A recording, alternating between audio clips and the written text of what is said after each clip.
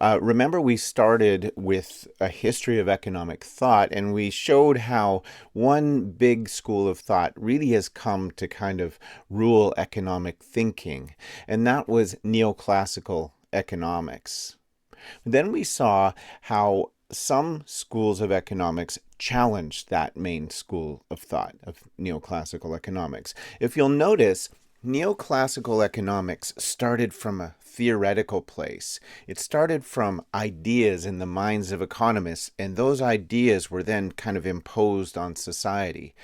The theories were imposed on economic systems, and the way that humans were behaving were all interpreted through these theoretical constructs of neoclassical economics. The heterodox schools of economics that came later and challenged this type of thinking really did the opposite of that. They started by observing the world economically, observing humans as they actually behaved in the economy and society, and then creating theories based on those regularities of behaviors they saw. In social sciences, that's called inductive thinking. Right? You build a theory from your observations. And that's what most heterodox economics does. We've already discussed one major school of heterodox economics, institutional economics. Now we're going to go and discuss probably the most influential up to this time alternative theory of economics, and that's Keynesian economics. Keynesian economics, as you can tell by its name, comes largely from the original thinking of John Maynard Keynes. But it's a very complex and contested school, or even multiple schools of economics at this time. So we're not going to go into that much detail. We're going to give a broad scope picture of the main ideas of Keynesian economics here. And in part one, we're going to discuss what I feel is the most important element of Keynesian economics in the big picture. That is the idea of market failure. That markets can fail for whatever reason, to act as neoclassical economics might predict them to act. That market failure, the ability of markets to fail, so to speak, really impacts what you might do if you're a policymaker designing economic systems, or if you're a business person trying to create a successful business within an economic system. If you don't understand market failure, you won't really understand the economy and how to live in it. That's the proposition of this. That's why market failure is so important. So let's get started on that. Before we get into the nuts and bolts of Keynesian economics, I want to make, I guess, what might be a contentious assertion, something that's somewhat debatable, and many might disagree with me. But I want to start by saying that Keynes is actually an institutional economist. I would say he's both an old institutional economist at times and a new institutional economist at other times. And if you don't remember the distinction between those two, you can watch the last class. But Keynes was an institutional economist, and I want to let you know why I believe that. Here's a quote by Keynes. "The markets are moved by animal spirits and not by reason." Okay, clearly he's not a neoclassical economist. He doesn't believe in the all-knowing, all-seeing Homo economicus model. But for Keynes, animal spirits included the habits and urges and fears and sentiments that drive economic decision-making. In other words, impulsive, habitual, emotional rules of thumb are used in the absence of complete information or even good cognition. Yeah, humans might not be that smart, so they can't be seen to be omniscient Homo economicus. What do? They rely on habits and emotions to make decisions. They're not that rational. If something is relying on habits and emotions and their established cultural understandings to make decisions, that means they're relying on institutions to advise their decision making. And that's really where Keynes comes from a lot of times. He makes these sort of arguments over and over in his work. For that reason, he's not a huge fan of that sort of high-level theorizing that starts neoclassical economics. Here's a quote that shows that. Keynes said, Too large a proportion of recent mathematical economics are mere concoctions, as imprecise as the initial assumptions they rest on, which allow the author to lose sight of the complexities and interdependencies of the real world in a maze of pretentious and unhelpful symbols. That sort of stale neoclassical economics with its incorrect assumptions doesn't fly for Keynes.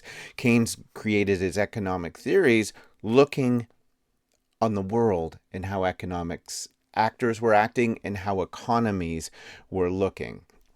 As a matter of fact, Keynes was more focused on kind of the macro level stuff, the economy in general, GDP, unemployment rates, how those things related, instead of looking at an assumption of a little human actor in the microeconomic sphere. For this reason, that he looked at macroeconomics, actually, for that reason, he does appear in a lot of introductory economic textbooks, but that would be more having to do with the macroeconomic sphere, the sphere of unemployment and economic growth and things like that. That's old institutional economics, but Keynes was also, I will argue, a new institutional economist. Remember, a new institutional economist says, well, markets, they should theoretically work as neoclassical economists suggest, but there's these things called market failures. And in the face of those market failures, institutions arise. Humans build institutions to make markets operate better. So the main institution, of course, that Keynes was interested in was government. Keynes said that government was an institution that actually had to act in the face of failing markets. That's a new institutional idea. Markets may possibly adjust to equilibrium in the very long run, he said, but in the very long run, we're all dead, so it doesn't really matter. So he did have some faith in markets in the long run, but he said they're very clunky, they don't operate as theorized, so governments really have to do things to avoid them from failing totally and collapsing the entire economy. Keynes was a capitalist, though. He believed that capitalism had to be saved from the crisis it tends to induce itself. So you need institutions to save capitalism from itself, from collapsing under the weight of the inequalities and inefficiencies it generates.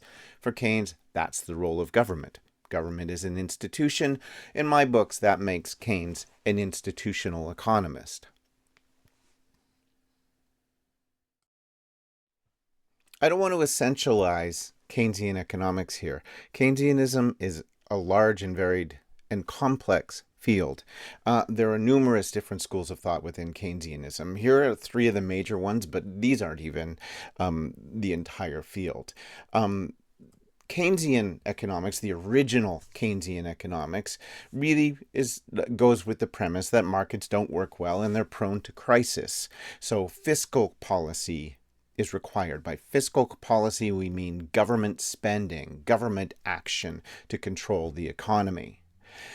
It's based on those macro-based observations of what economic growth does, what unemployment levels do, what investment do on the sort of country level. And monetary policy, that is policy over how much money is in the economy, that's not focused on as much as fiscal policy. What the government directly does is focused on. Keynes does focus on monetary policy, but it's not as important in original Keynesian economics as fiscal policy is. Later, new Keynesians came along.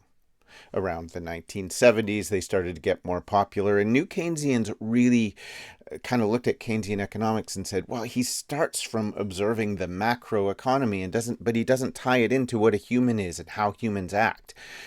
The new Keynesians had a predefined model of what a human is and how a human acts, though. That model was Homo economicus. New Keynesians are kind of starting from neoclassical assumptions.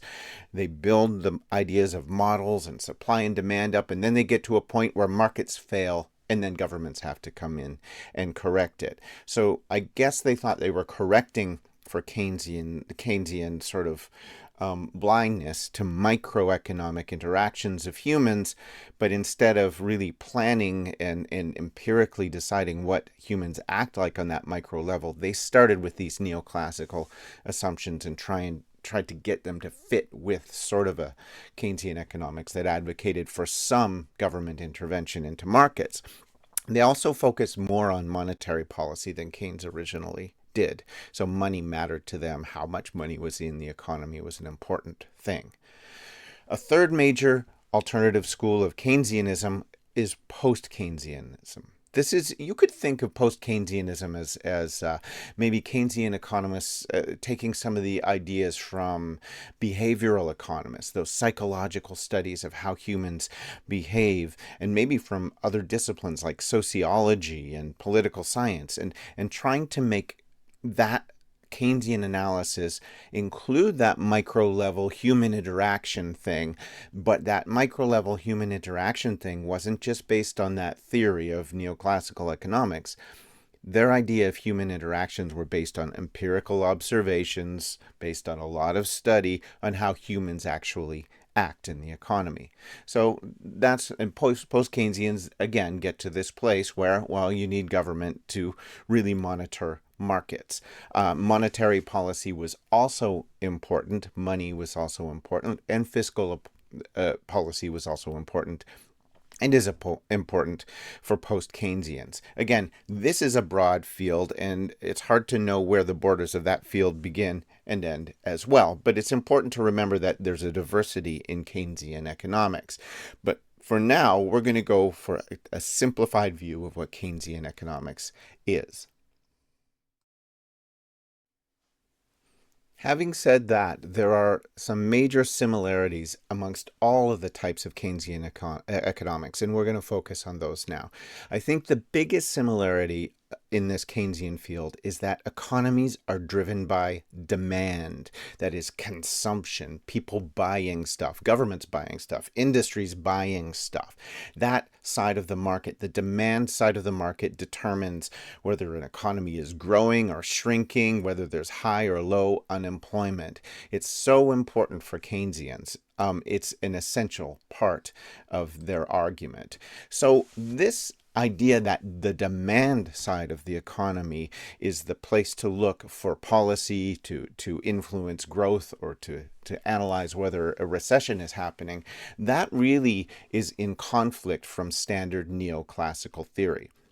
Standard neoclassical economics tends to follow Say's law, and Say's law was based on an idea of perfectly functioning markets. So the idea that markets function perfectly. As soon as you get an idea that markets can fail, however, it doesn't hold theoretically, irrespective of how it holds empirically.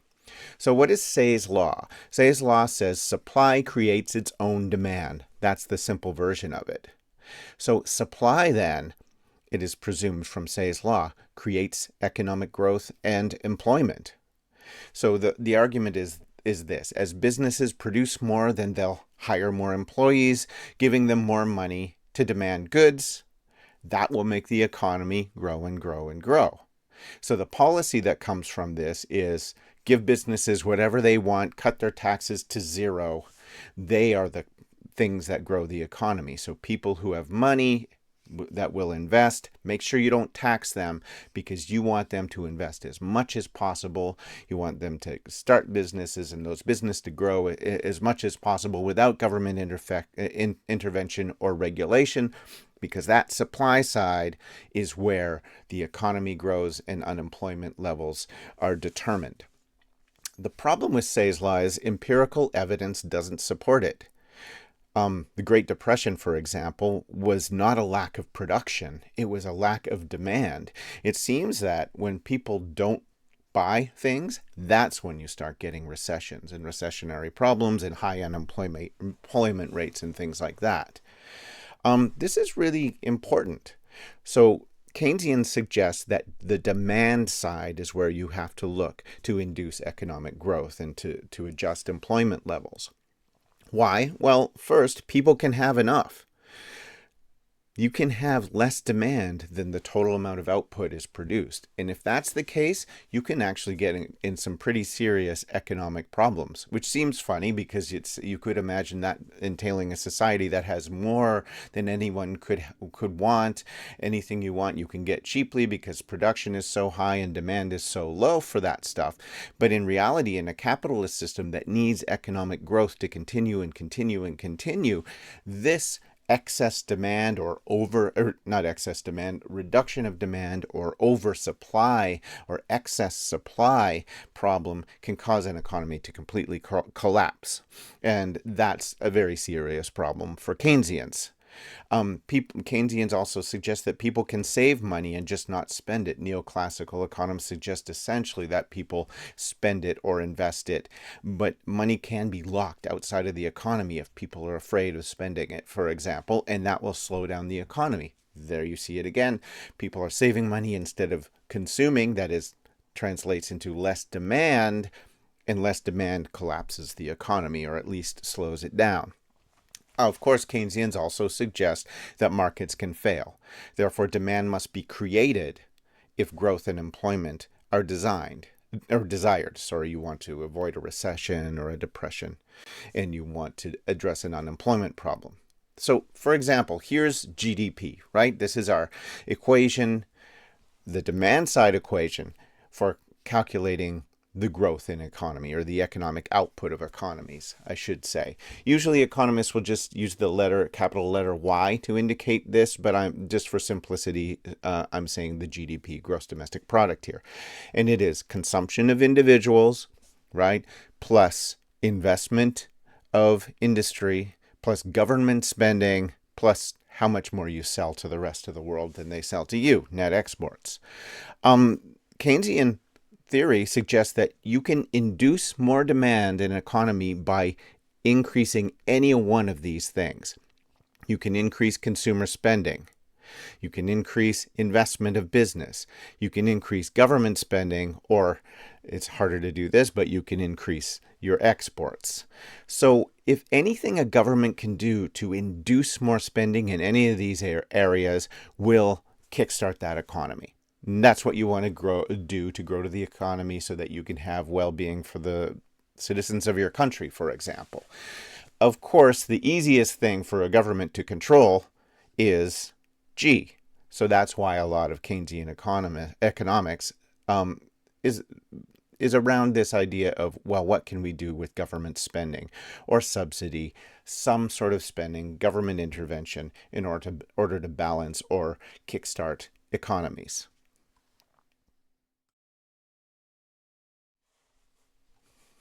The second big similarity amongst all Keynesian economics is this idea of market failure. Whether they use the words market failure or not, this theory runs throughout all Keynesian economics. That is, markets are imperfect and they can fail, and when they fail, government or some other institution has to rush in there and fix it up before the thing collapses, right? So what types of things might cause markets to fail? Well, that's really, really important for Keynesian economists. So one of the first things is you might have imperfect competition. This does appear a lot in even microeconomics textbooks. It's so intuitive and well established. If you have monopolies or oligopolies controlling a market, there's going to be inefficiencies in that market. We'll get to discuss that in a moment in a little bit more detail. That causes a market failure, therefore government needs to adjust things to make things better. Incomplete information can collapse markets. That's when buyers and sellers don't know everything about everything, or neither do markets. That can cause markets to collapse. You need a government to come in there and adjust things. Externalities, that's when others are impacted by our own production or consumption choices. Those will collapse markets in neoclassical thought. Increasing marginal returns. That is, the best way to describe that is that if there are economies of scale, that is, if there is incentive to have a bigger and bigger and bigger company, you'll make better profit margins if you have a larger company like Walmart instead of a corner store. Well, if those increasing marginal returns exist, that is not held very well by neoclassical theory. They assume the opposite, actually decreasing marginal returns. So if there are economies of scale in production, markets fail, governments have to correct that. Why? Because economies in scale and production actually lead to monopolies and oligopolies. That's imperfect competition. Government has to protect consumers and society from that imperfect competition, right? From monopolies and oligopolies. There can also be increasing marginal returns, not just in production, as in the case of monopolies and oligopolies, but in consumption. People can want more of a good simply because they've consumed it in the past. That's when a good is addictive, isn't it? Right? So you can think of alcohol, video games, social music, and media. It might take a government to come in there to sort of monitor addictive substances like they have historically with tobacco, for example, in order to create a better economic and social and health outcome for the general population. Now, barriers to entry, those can cause markets to collapse. Anyone with a good idea, if there are barriers to entry, anybody with a good idea cannot easily enter the market and just compete. It's too expensive to get into that business, so we waste a lot of human resources where people just say, no, I can't even get in there. Or they try to get in there and they lose their money because there's substantial barriers to entry. You have to put in a lot of money to get into that area of business. If that's the case, markets fail. Governments need to come in and do something, according to Keynesian economists. If there's no consumer sovereignty, governments might have to regulate the economy to some degree. No consumer sovereignty means consumer preferences can be changed by advertising, for example. If advertising can change what you want or what you don't want, that's a market failure because it's actually interfering with the stable preferences of Homo economicus at the root. It makes markets not make sense as maximizing these wants that all of us have. If a market's the purpose is to maximize the things that we already want, but the market itself is changing what we want, then it just doesn't make sense anymore to say that that market is maximizing the things we want. It's more like the market is telling us what to want. And that's a market failure. Government would need to step in. If preferences change, that is the same as kind of the last argument I made. That doesn't make any sense as far as economic theory is concerned. Governments would have to step in there and make some corrections. If there is inequality, as we've discussed a little and we'll discuss more, can cause markets to distort. So if markets themselves, capitalism itself, creates inequality, and then that inequality turns around and distorts markets, makes them not work properly, you need governments to get in there and manage that economy and manage those market distortions. So that's another similarity. Market failure. Keynesian economists, in one way or another, deal with this thing called market failure and understand that it exists all the time and requires action by institutions, primarily government. So let's start going through these forms of market failure one by one, beginning with imperfect competition. Okay, so it's good to have a picture for this. And luckily, imperfect competition, as I mentioned, does exist in a lot of intro courses. We're not going to go to the nuts and bolts of this too much because you can get that in a standard intro economics course. But if you want more detail, there are many places to find this online. But this is what you'll generally get. This is your standard supply and demand graph. I know there's a few extra lines in here, so it might not initially look like it, but this is the supply and demand that monopolies face. So that's a business that's controlled, an area of business that's controlled by only one company, right? A monopoly. You can do this with oligopoly as well. That's an area of business or an industry that's controlled by just a few large companies, for example.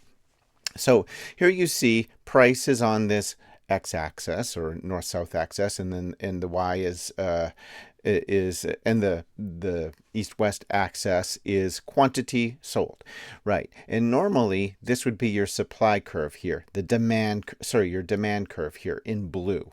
That's demand. Your supply here is in red. And for a competitive industry, this is the kind of graph you see in every intro economics class. You will find an equilibrium point where supply equals demand, and there will be an equilibrium price, how much that good will cost in the economy, and how many units of that good will be sold at that cost in the economy. That point is found by finding the intersection of the supply and demand curve. But monopolies face a pretty strange situation. They usually a demand curve in an economy for an entire part of a sort of sector of business, the demand curve for, say, I don't know, orange juice is the same as the marginal revenue. That is how much revenue each company takes in for selling an extra quantity of that. That's a little bit too much detail for what we need here. But the point that we need to know is that monopolies can impact the market just by making output decisions, how much they're going to make, or pricing decisions. They can impact the entire market. What that ends up creating is a situation in which the marginal revenue curve is not the same as the demand curve for a monopolist. Here's the demand curve here. You can see I wrote an extra marginal revenue curve right here. It's not the same. Companies make their decisions on pricing and quantity of output based on marginal revenue, however. So since those things are different, they're not equating their supply to demand anymore, because demand is not the same, is not what they're equating to make their output decisions. A monopolist is equating supply to marginal revenue, which is less than the total amount demanded in the society. So what does that involve? Well, here's the PPC, that's perfect competition price, and then you can read over to the demand curve and find that the output volume in perfect competition. But then we have a price at monopoly, P monopoly. They've raised the price of the good, and when the price of the good is raised, well, there's less people buying the good as well. So what does that translate into? Actually, higher profits for the monopoly, because they're selling the goods for a higher price, but less social benefit or less economic benefit to the rest of the economy, to the consumers. This sort of overall cost to the society. There's less economic output because of the monopoly. This is often called a dead weight loss. We've got it written here, and it's indicated in this yellow portion here. You don't need to know how to calculate this. You just need to know that monopolies do not equate their output decisions to the demand curve, but just to this marginal revenue curve. And that results in a higher prices, lower output in the economy, and an overall dead weight loss. Well, Keynesian economists say, well, that's market failure. That's imperfect competition. There must be some sort of policy adjustment by usually government that has to do something about that. So what might a government do as far as policy is concerned? Well, they might impose penalties on monopolists for treating the market unfairly. For example, in 2023 in Canada, the government of Canada fined the, Canada Bread Company $50 million for price fixing, making that price higher than it would be naturally in a competitive market. Governments sometimes break up big companies, like government of the United States broke up Bell or AT&T in 1984 into 7 Baby Bells, try to impose competition so this deadweight loss of monopoly doesn't happen anymore. Some sectors always tend toward monopoly, though, and these are the sectors that are often nationalized, made into companies that are owned by the government. Phone companies, telephone companies tend toward monopoly, so they're sometimes nationalized. Oil companies or home heating companies are sometimes nationalized. National airlines, railways, there's all sorts of companies that kind of always just have this incentive to become one big monopoly. And the argument is that, well, if there's just one company, it's better to manage it democratically through a democratic government anyway than through an undemocratic market monopoly. But in almost every industry, there's a range between low concentration, that's perfect competition, and highly concentrated, that is monopoly or oligopoly industry. So it's hard to know when a government should really step in there and enforce some sort of policy on a market. And it takes a lot of calculation and a lot of economists doing their work to understand where the best place is for government to intervene, or if government should intervene in any given decision based on imperfect competition. Another major form of market failure comes from incomplete information. Remember, Homo economicus, that basic economic actor, is assumed in neoclassical economics to have complete omniscient understanding of the world, prices, qualities, everything. The entire economy seems to be either in the head of Homo economicus or encapsulated in the price signal that they get from the market. Actual economists studying the real world have noticed what most people in the real world notice, that there isn't complete information. There's a lot of times you don't know much about anything, and you just have to make do in the market, in the capitalist economy, right? And some very famous Nobel Prize winners have come out of this study of incomplete information. And here's one, George Akerlof, who won a Nobel Prize based on his 1970 paper describing the market for lemons, of all things. And by lemons, he's talking, this is colloquial North American speak for cars that don't work very well. Something's wrong with the cars, flawed cars. That's what a lemon is in this particular paper.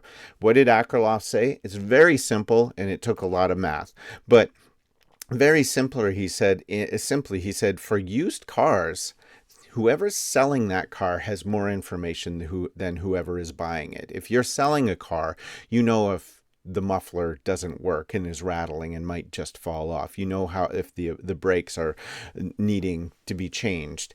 You know there's a little noise in the engine that shouldn't be there. You know all sorts of things that the buyer has no idea of.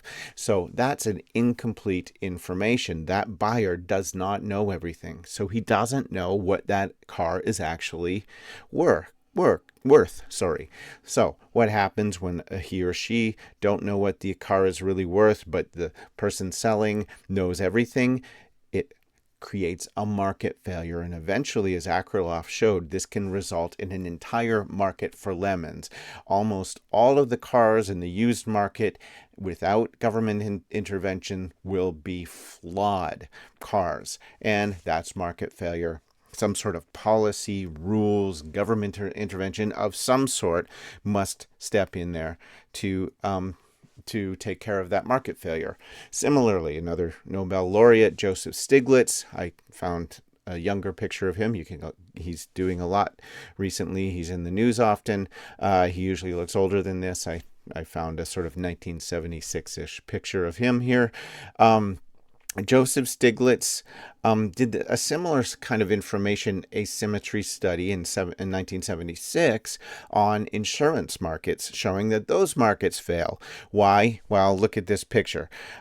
This is an insurance agent, and this is somebody buying health insurance, and that person selling the insurance agent cannot see that this person is already actually injured or sick in some way. So the person buying the insurance knows they have these ailments, but the person selling insurance does not know. That's an asymmetry of information, or it's just incomplete information.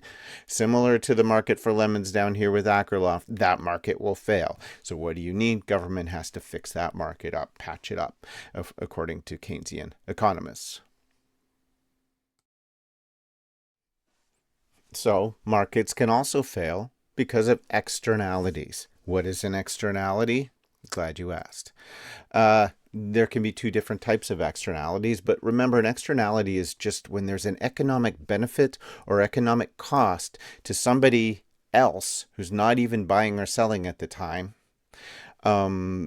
because of your economic transaction. So, for example, there can be a positive externality. Maybe one person or firm's activity might benefit another person indirectly. In these goods, if there's a positive externality, a market will naturally underproduce. It won't produce enough of these things because it doesn't put a value on them, because it's just external to the pricing system. Education is a good example of this. People receive a private benefit from getting more educated, right? They're paid more. But we found also the entire economy tends to be more productive and grow faster if there are more educated people. So the entire society actually benefits when you become more educated. What does that mean? Educated people will be naturally underproduced in a free market. So the government, if it wants to solve that market failure, to produce maximum output, the government will have to subsidize education. It will educate, well, kids from grade, 1 to 12, but also start subsidizing university education. That's a good way for a government to intervene to correct for that market failure. So education is that example of positive externality. There are also negative externalities. Traffic is a good example for this. A negative externality is when one person or firm's activity costs another person indirectly. So if your activity imposes a cost on somebody else, actually that good that you're buying and purchasing is probably overpurchased and oversold and overproduced in the society. Traffic is a great example.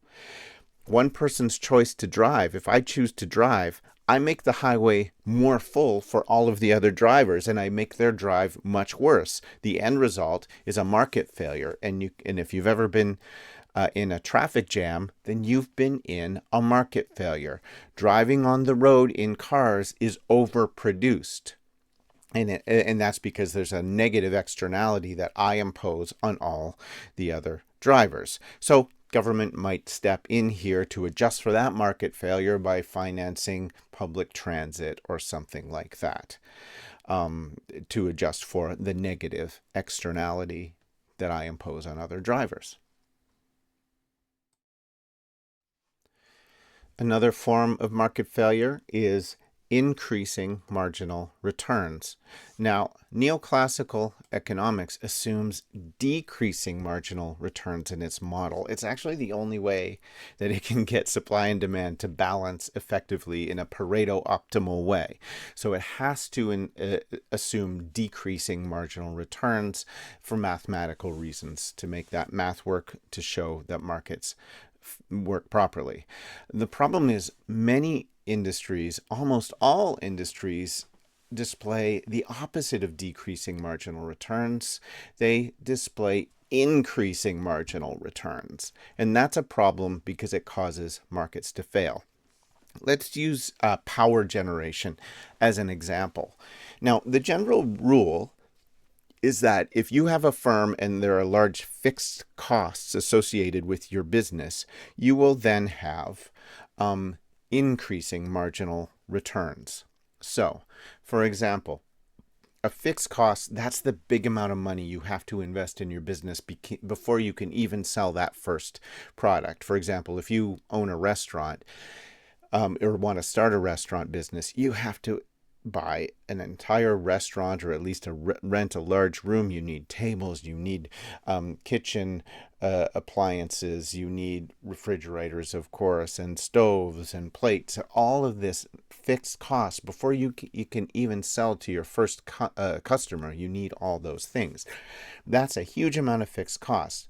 Therefore, there's an incentive for you to have to grow bigger and bigger. You can't just start saying, well, I'll just sell to 2 or 3 people. for this month and just grow slowly. You can't do that. You can't enter that market because it's so expensive to set up that initial business. So that gives you an incentive to get bigger, and businesses have to have a certain amount of startup money even to start when there are increasing marginal returns. Of course, you're probably thinking that sounds like almost every business, and you would be right. So neoclassical economics doesn't really take into account almost every business in its model, and that's a problem. Power generation is a good example of this. You can imagine this picture. Here's a power company, and imagine they actually set up their business only to serve this one customer at the end of the road. Well, they're going to lose money. There is an incentive. There are increasing marginal returns, that is, for them to sell to a lot of people. So there's a high fixed cost establishing the power generation in the first place. Once they've established that and they're selling to this person, the variable cost to sell to everybody else is much lower. They just have to put a wire from these big wires to these houses, and they can do it thousands of times. So that is a type of economy of scale. What does it lead to? Monopoly. If there's an economy of scale, monopolies kind of naturally form. There's imperfect competition. Governments have to do something about that because eventually you'll get that dead weight loss. The economy's not running efficiently. Consumers are having to pay too much, and there's not enough output, right? So that's increasing marginal returns in the production side. That's that example of power generation. But it can also occur in the consumption side, and that's when there are marginal benefits that go up for consumers. This is less common, but it's still quite common, right? Neoclassical economics assumes if you have an ice cream cone, it'll make you want ice cream cones less. The next one you'll value a little bit less. That's decreasing marginal benefits that you get for every ice cream cone you eat. That actually doesn't even hold true for ice cream cones. We know that sugar, for example, is an addictive substance, and the more sugar that you get used to eating, the more sugar your body physically wants. It gets addicted to that sugar rush. So sugar doesn't even have decreasing marginal returns. As a matter of fact, it has increasing marginal returns. The more sugar you eat, the more sugar you want. And that can, of course, lead to things like obesity epidemics. Another example I've used before here is video games. Video games are addictive. The more you play one video game, the more you want to play that one video game. If you haven't played that video game before, you don't have that much desire to play that video game until you've played it. Then you get additionally hooked, dependent on it. Of course, sports betting is addictive in that same way. Tobacco, alcohol, all sorts of things are addictive in that same way. So in all of these cases, there's an argument for government regulation. On the production side, over here, there's an argument that governments should come in and regulate power companies so they don't rip off consumers with their monopoly power that forms because of their increasing marginal returns.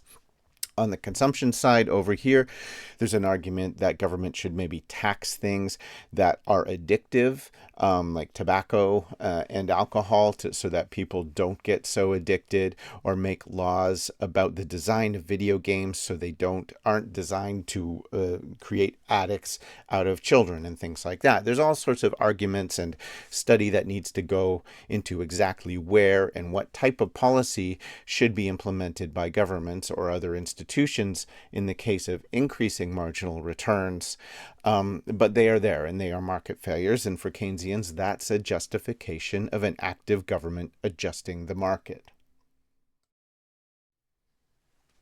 This gets us into the market failure based on barriers to entry. Let's look at our example again about that power generation. There's a high fixed cost there. If you want to start selling power to that house at the end of the road, you've got to make a massive investment in your power generation company to even get to sell to that one consumer. Of course, that massive investment is a barrier to entry. If you don't have a ton of money, you will not get into that business. It's not like I can be walking down the other side of the road in this scenario and look at that and say, hey, I know I want to get into that business. I'm going to start a nuclear power plant. Incredibly high fixed costs are barriers to entry of entrepreneurs into that market. By definition, that is a market failure. Governments will want to intervene. And there's a lot of decisions that have to be made on that. How big can you let a company get? How large can the barriers of entry be until it's completely unfair and inefficient, importantly, for economies?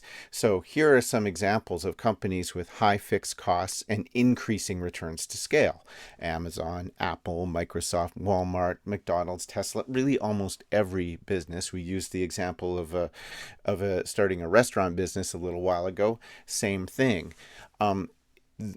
Economists have to decide, and voters, citizens have to decide, when it is best to regulate companies who naturally have barriers to entry, naturally have increasing returns to scale, and naturally form oligopoly or monopoly.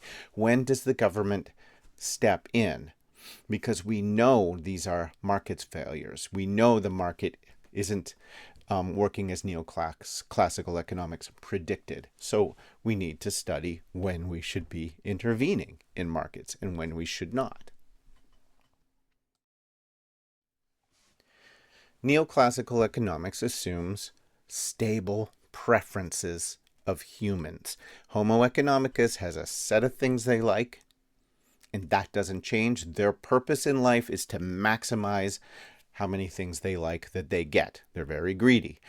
In the real world, those preferences can change. And that's really important, because if preferences change, neoclassical mathematics cannot be even done properly. Markets fail. There needs to be some sort of, again, intervention of an institution in the case of that market failure. So we know that your preferences do, as a matter of fact, change. We've got many studies that suggest that advertisers can change your preferences, not just inform you about there's a product here or there that you might like. No, they can influence your preferences, change what you actually like as a consumer. We know that your friends can change your preferences. If you see your friends consuming one thing, you'll want to consume it more. We know that that happens. That's from behavioral and economics, and also institutional economics, especially old institutional economics. And we know, of course, that addictive goods can change your preferences. If you've used the good in the past before, your preference changes. There you go. There are ways to model this mathematically using neoclassical type modeling, but at the end of the day, they are market failures, and they justify the conversation and the study of when institutions are justified moving in there and adjusting the market because of those market failures. And the final type of market failure that we're going to be discussing here is inequality. Inequality itself makes markets not function properly. Pareto equilibrium does not happen in a condition, especially of extreme inequality. We've got a number of studies we've already talked about in this course, so I'm not going to read them.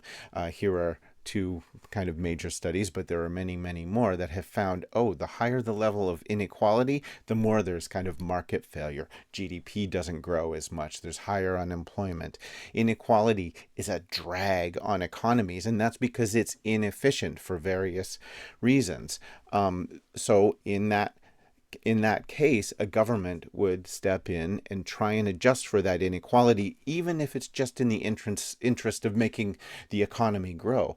A government doesn't need sort of an ethical reason to step in and create more equality. They can do it just on an economic argument, because it's creating market distortions, this inequality. So what happens when you have inequality? You get lower investment in health and education. Health and education have those positive externalities, right? You need more of them. So you're not getting enough individual investment in health education right off the bat if there's a lot of inequality. Why? It's expensive to have good health, to eat healthy, to exercise, and it's expensive to educate yourself. There are barriers to entry there, and that creates more inequality. If you don't have money, if you're in the bottom of that economic pyramid, then you don't have the money to invest in your own education. Maybe a government has to subsidize to equalize more that economy. The poor have less access to capital for investment in small business. So inequality with a lot of poor people that don't have enough money to even start their own business, well, that's a waste. That's economically inefficient. It's wasting human ingenuity and energy. Inequality starts to make markets fail. Inequality can cause social and political instability, and it can cause internally just instability within economic systems. And we'll see this a little bit more when we look at business cycles in a Keynesian approach. But inequality can the lesson here is that inequality can be a drag on the system. It can create instability in an economic system, irrespective of the ethical sort of virtuous idea of, well, we want to have a more equal society. Inequality itself is bad for free market capitalist economies, so it needs to have an adjustment according to Keynesians in order to make capitalism work better, essentially.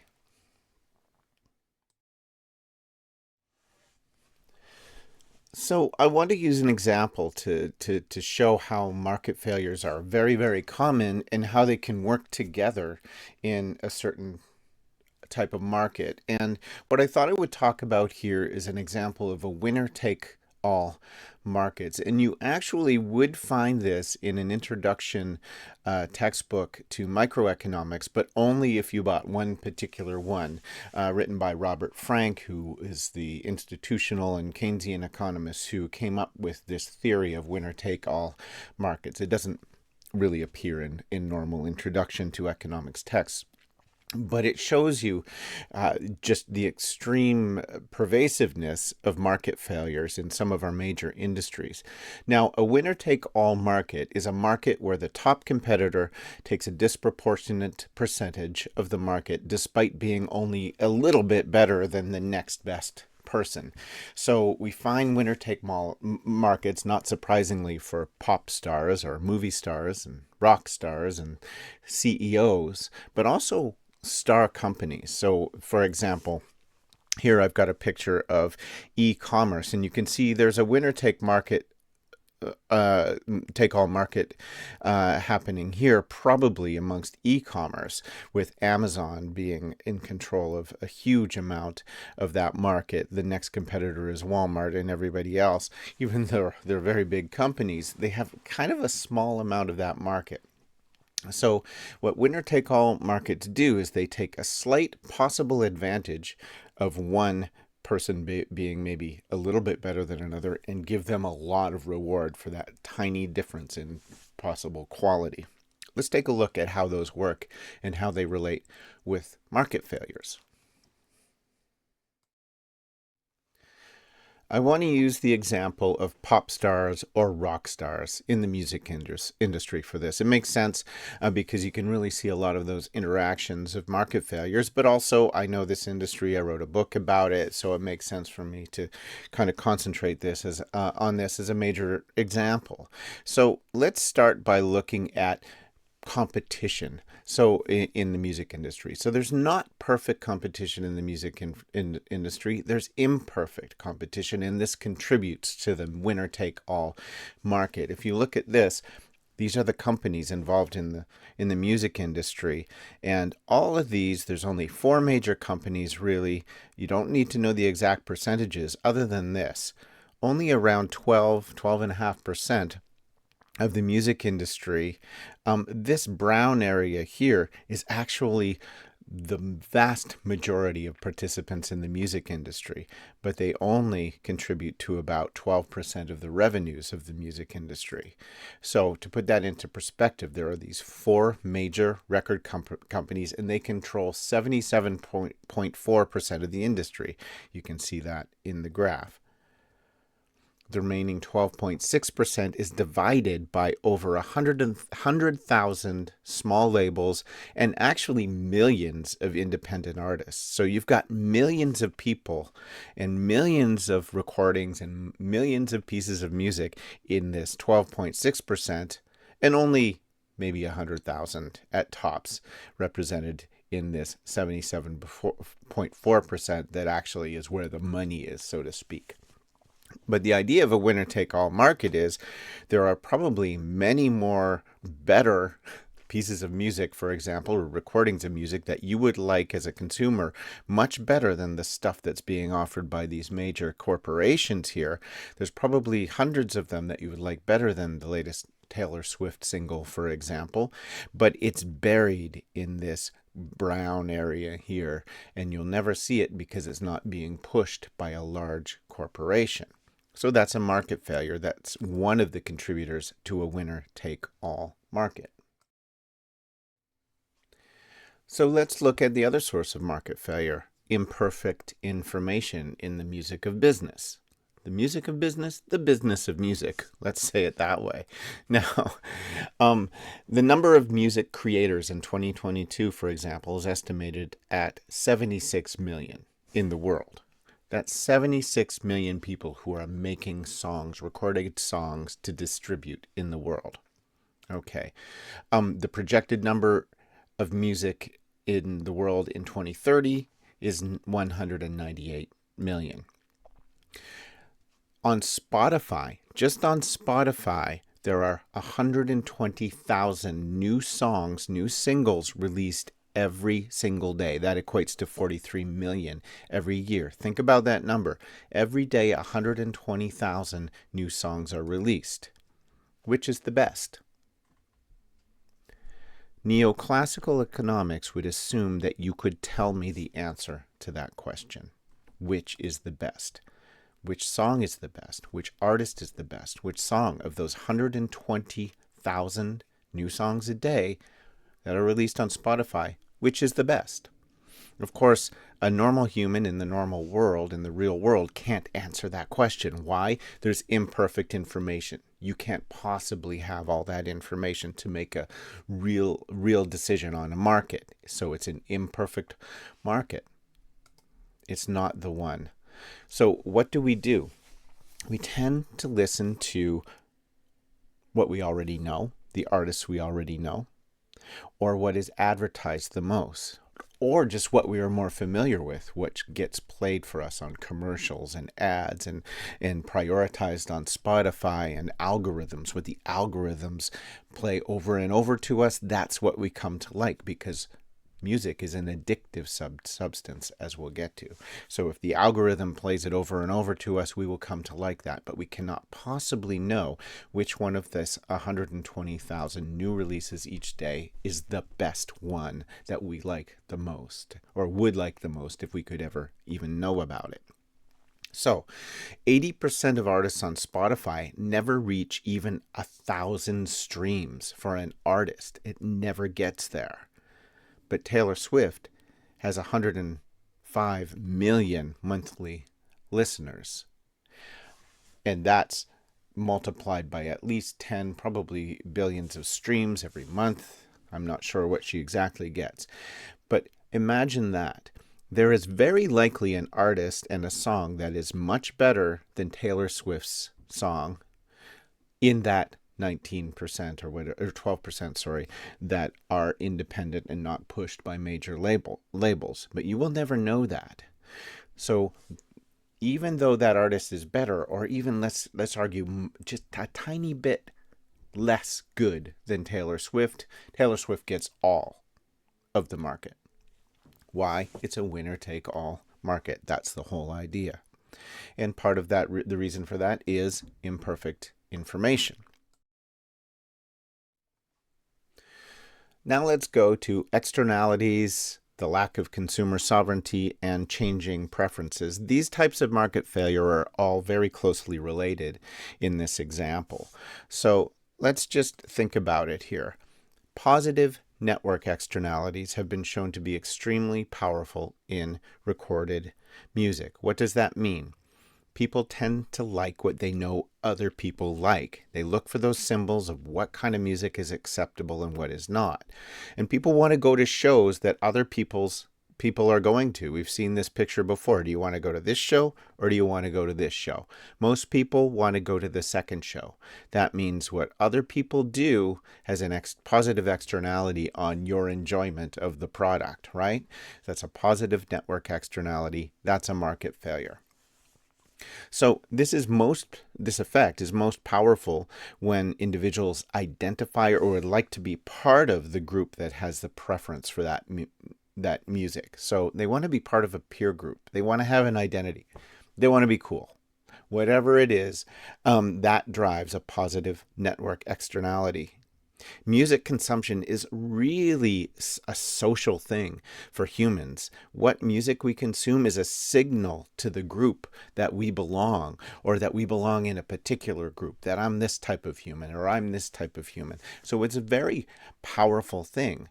But that powerful thing is all a market failure based on either externalities, consumer sovereignty, or changing preferences. So it creates a distorted market, a winner-take-all market in that case, where everybody starts listening to the same artist, for example, even though, or the few same artists, even though they might be only marginally better than the next artist down on the list. Or, as we kind of discussed already, they don't even have to be better. They just have to be popular. So here's another list of market failures that are present in winner-take-all markets. Increasing marginal returns on both the production side and on the consumption side, barriers to entry, and inequality. We've already kind of discussed the inequality in the last few slides. Let's take the consumption side. We know that the more you listen to one song, that means the more you like it. It's no accident that the first time you hear a song, you're often like, okay, that's pretty good, and then it's been repeated to you numerous times by the algorithm, usually, and then all of a sudden you're singing that song and you love it when it comes onto your whatever streaming device. That may diminish after a long time when you get overexposed to that song, and that can happen. But the point is, you come to learn to like songs, and there's all sorts of studies on this. Here's one from Auditory Cognitive Neuroscience Journal, just as an example of a study that finds that if you listen to music a lot of times, you come to like it more. Okay, great. So increasing marginal returns exist in consumption, but they also exist in production. There's high fixed costs to making a record and really low variable costs. Remember before I said that is the equation. That's the simple formula to know if there are increasing marginal returns.